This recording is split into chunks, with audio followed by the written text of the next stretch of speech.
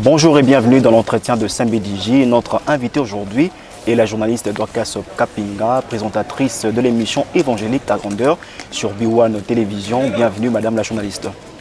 Bonjour, welcome, ou bonsoir, je ne sais pas si l'émission passera à quelle heure. Je suis animatrice culturelle. Animatrice culturelle. Voilà. Et présentatrice de l'émission Ta Grandeur. J'anime la matinée sur B1 Télévision chaque lundi et chaque vendredi. alors après plusieurs années de mobilisation, en 1977, les Nations Unies ont enfin officialisé la Journée internationale des droits des femmes, célébrée le 8 mars de chaque année, notamment pour renforcer l'autonomisation des femmes à travers le monde. Aujourd'hui, 47 ans après, est-ce que cet objectif a été finalement atteint d'après vous? L'objectif n'est pas encore atteint parce que jusqu'aujourd'hui, jusqu'à nos jours, en plein 21e siècle, il y a encore des femmes qui continuent à croiser les bras, il y a encore des femmes qui continuent à se plaindre, il y a encore des femmes qui continuent encore à dormir, à attendre qu'on vienne le servir sur un plateau. Il y a encore des femmes qui n'ont pas encore compris qu'elles ont beaucoup à donner, qu'elles ont beaucoup de valeurs, beaucoup de capacités, que par elles, le monde peut changer, la République démocratique du Congo peut changer. Donc je dirais que jusque-là, l'objectif n'est pas encore atteint. Mais il y a quand même il y a des évolutions. Donc d'après votre analyse, on peut croire que cette célébration, la dernière, du 8 mars dernier, en est de trop? Non, pas année de trop, non. Déjà, partant même du thème que nous devons investir dans la femme, investir dans la femme, augmenter ou accélérer le rythme, je me dis, ces thèmes même nous confirment qu'il y a encore beaucoup de choses à faire. Il y a certaines femmes qui ont compris, il y a certaines femmes qui se sont levées, qui y ont impacté et qui continuent à impacter le monde dans chaque domaine de leur vie, dans chaque secteur de leur vie. Mais il y en a encore qui n'ont pas compris.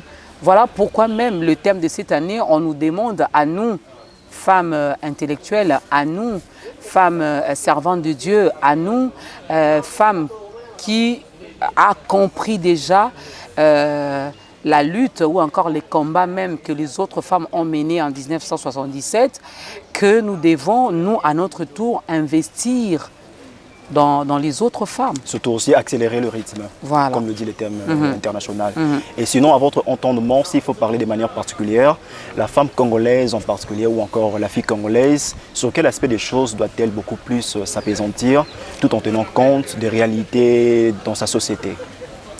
Moi, je me dis, la jeune fille déjà, moi, je vais l'encourager. J'aimerais bien que la jeune fille se donne vraiment aux études. Le monde évolue. Le monde évolue. C'est vrai, il y a certaines qui pensent que les diplômes n'ont rien à voir avec la réussite de la femme. Mais aujourd'hui, moi, je peux dire à une jeune fille, lève-toi, donne-toi à fond à tes études, mets du sérieux dans ce que tu fais et aussi encourager cette jeune fille à se lancer dans l'entrepreneuriat, à ne pas baisser les bras, à ne pas seulement attendre à être engagée quelque part, qu'elle a des atouts, elle a des capacités, elle est capable de créer même de l'emploi. Je veux revenir un petit peu sur un fait historique. Le 2 décembre 2023, dans un hôtel de la place, ici à Kinshasa, vous avez été primée par la fondation Alpha Perla comme l'une de 50 femmes qui excellent ou encore impactent dans plusieurs domaines de la vie. Pouvez-vous nous en dire un peu plus? Comme vous venez de le dire, j'ai été sélectionnée, retenue parmi les 50 femmes qui impactent ou qui ont impacté le monde par la fondation Alpha Perla. Alpha Perla. Je salue maman Perla, là où elle est. Je crois que c'est le travail qui a beaucoup plus parlé à ma place parce que je ne me connaissais pas avec ces femmes. Déjà la propriétaire, la fondatrice, je ne la connais pas personnellement particulièrement. C'était pour moi la première fois de la rencontrer. Or, dans ce que je fais, dans mon domaine, dans mon secteur, elle a pu quand même dénicher quelque chose. Voilà, elle m'a découvert, elle existe, ce qu'elle fait, elle le fait bien. Elle impacte d'une manière ou d'une autre. Voilà pourquoi j'ai été retenue et encore une fois, j'ai dit merci à la Fondation Alpha Perla. Alors nous allons évoluer selon le dernier rapport que les Nations Unies ont publié récemment. Une femme gagne au moins 23% de moins que l'homme. Et c'est d'ailleurs l'une des illustrations des inégalités dont on parle aujourd'hui entre l'homme et la femme, parce qu'il y a plusieurs autres d'ailleurs. D'après vous, quelle est la source de ces problèmes ou encore de cet écart salarial? Parce qu'on voit que la femme gagne au moins de 23% par rapport à l'homme. Ben, je crois que c'est beaucoup plus en Afrique aussi, hein. C'est beaucoup plus en Afrique. Je dirais que cela part déjà de nos cultures, de notre culture. La culture africaine, elle est différente de la culture européenne. La femme en Afrique, elle est vue autrement que celle qui est en Europe, en Occident et ailleurs. Je crois que c'est déjà notre culture dès le départ qui a mis des bâtons, qui a un peu freiné les choses et qui continue encore à faire à ce que nous étudions dans les mêmes écoles, nous avons les mêmes cours. Il arrive de fois qu'une jeune fille, que l'écolière d'ailleurs a impact, travaille mieux que l'écolier, que l'écolière occupe la première place que l'écolier. Mais qu'est-ce qui fait que lorsqu'on commence, on se lance dans le monde d'emploi, dans le monde professionnel, arrivé en ce moment-là, il y a des postes qui sont réservés à la femme où à peine elle arrive à nouer les deux bouts du mois et certaines fonctions sont réservées ou certains postes sont réservés à l'homme. C'est ça même notre combat. C'est ça même notre combat. Je crois que la culture, moi je respecte la culture, je respecte nos valeurs africaines. Donc je suis parmi celles qui font la promotion de leur culture et qui encouragent les autres à les préserver, à les conserver. Mais je me dis du côté professionnel, il y a vraiment des choses que nous devons revoir. Autant un homme peut être ministre, autant une femme peut être ministre. D'ailleurs ma prière est que bientôt nous attendons le gouvernement, que nous ayons une femme à la primature. Je crois que les choses avanceront autrement. Au sujet de ce combat égalité hommes et femmes, permettez-moi de le dire ainsi parce que c'est le terme qui est le plus utilisé. Quelle est l'explication qu'on peut tirer de la religion chrétienne à laquelle d'ailleurs vous êtes fidèle? Et surtout qu'il y a une opinion qui affirme depuis toujours que la femme doit plutôt rester subalterne à l'homme. Vous l'avez déjà énoncé tout à l'heure, parce qu'il y a des hommes qui disent que voilà, bibliquement, déjà, l'homme et les chefs. L'homme et les chefs, c'est contraire de parler aujourd'hui de l'égalité entre l'homme et la femme, parce que déjà la Bible les défend. Quel est votre commentaire là-dessus? Faut pas mélanger les choses. Nous devons arriver à faire la part des choses. Lorsque moi je parle de l'égalité homme-femme, c'est sur le plan professionnel. Parce que si nous devons rentrer dans la Bible, au commencement, c'est Dieu qui a dit, c'est Dieu qui a établi l'homme comme étant chef de la famille, comme étant chef de la femme. Ce n'est pas sur le plan professionnel. Ici, on parle de cet homme qui est marié. Cet homme marié dans un foyer, dans un cadre bien déterminé, il est le chef de sa famille. Il n'est pas le chef de toutes les femmes qu'il rencontre, même sur les milieux professionnels ou milieux universitaires. Non, il est chef chez lui à la maison. Il est le chef de sa femme et de ses enfants. Il est le chef de son foyer. De ce côté-là, je respecte la parole de Dieu. Les choses doivent rester comme ça. Parce que la parole de Dieu, on ne la change pas. On n'ajoute pas, on ne retranche pas. Les choses doivent rester comme ça. Mais sur le plan professionnel, et même dans la Bible, Dieu n'a pas béni seulement l'homme et a laissé la femme.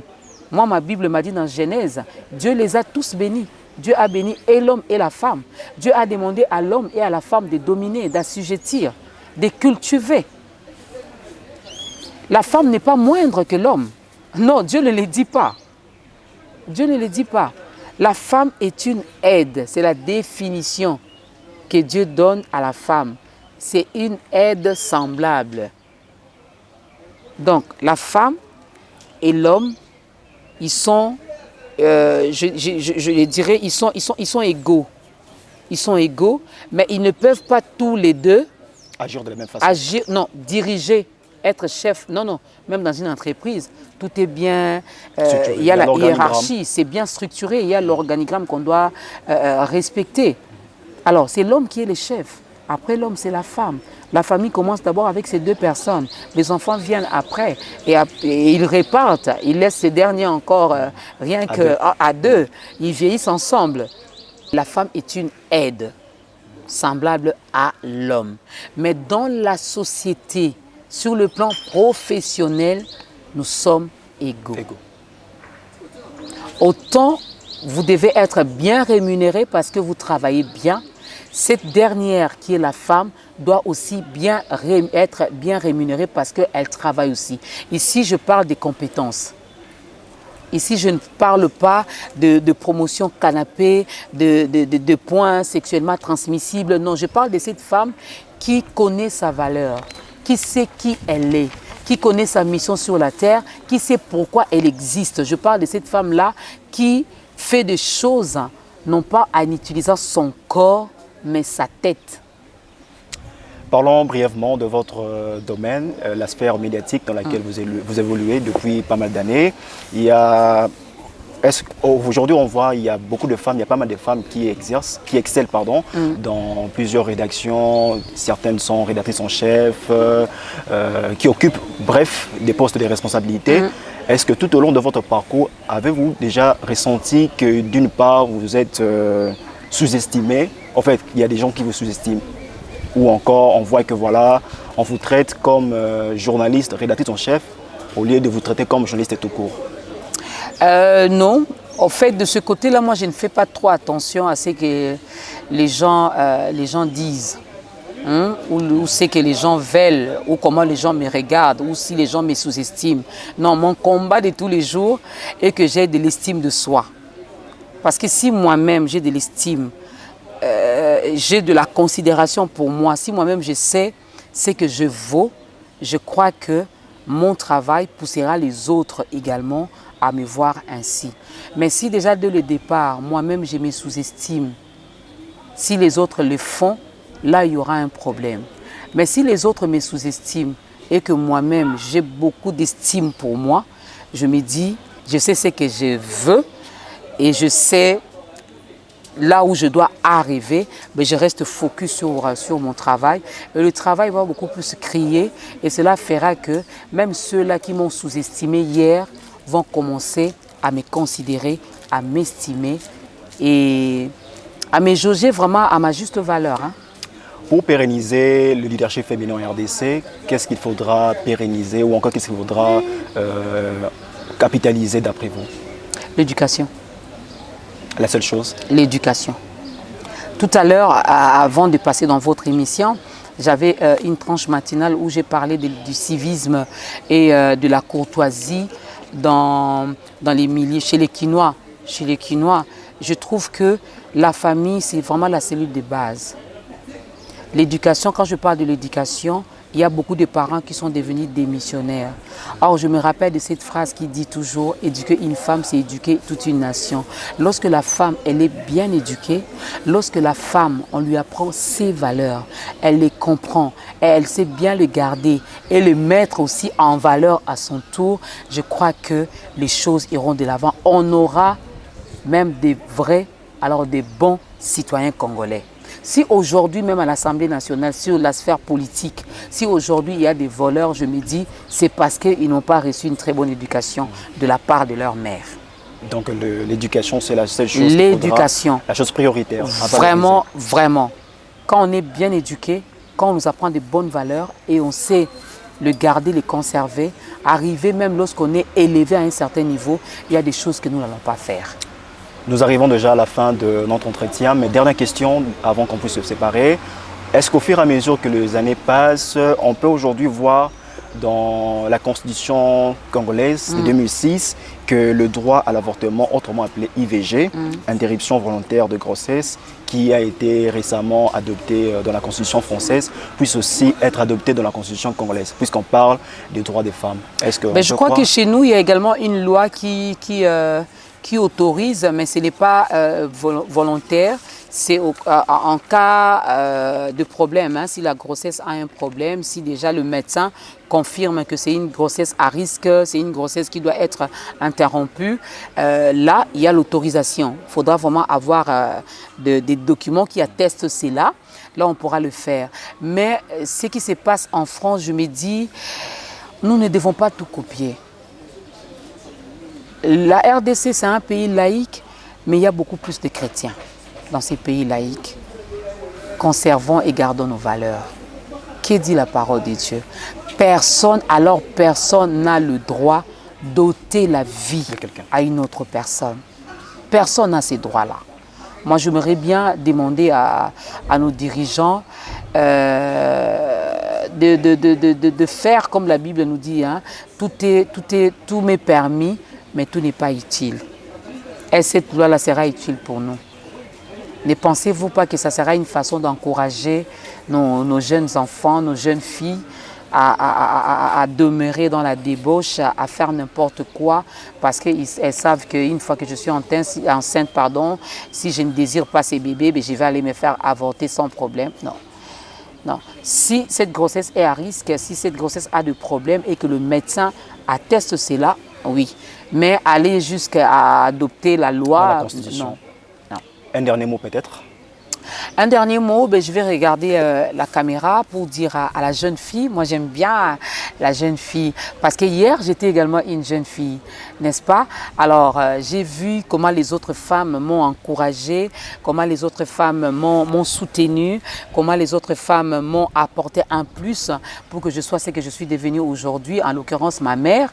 Alors je me dis, jeune fille, je vais te demander seulement 3 choses. Que tu es une si belle créature de Dieu, que tu es une femme en devenir, que tu n'es pas n'importe qui. Est-ce que tu peux bien définir les objectifs que tu veux atteindre dans ta vie? Est-ce que tu peux avoir de la détermination et de la discipline dans ce que tu veux faire? Si c'est oui, tu verras que tu vas percer, tu vas avancer et tu laisseras des empreintes partout où tu passeras. Alors ne te laisse pas écraser, ne te laisse pas sous-estimer, ne te laisse pas diminuer, rabaisser par qui que ce soit. Tu n'es pas n'importe qui. Donne-toi à fond dans ce que tu sais faire et tu verras que tu vas émerger. Merci Madame la journaliste. Merci aussi à vous, à la chaîne CMB Digi. Voilà. Merci à toi, à vous, pardon, Monsieur Welcome. Merci également au caméraman. Merci à toute la grande équipe de la chaîne et surtout de cette émission. Merci d'avoir pensé à moi. Merci aussi d'avoir répondu à nos questions. Je vous en prie. Et merci à vous de nous avoir suivis sur nos antennes.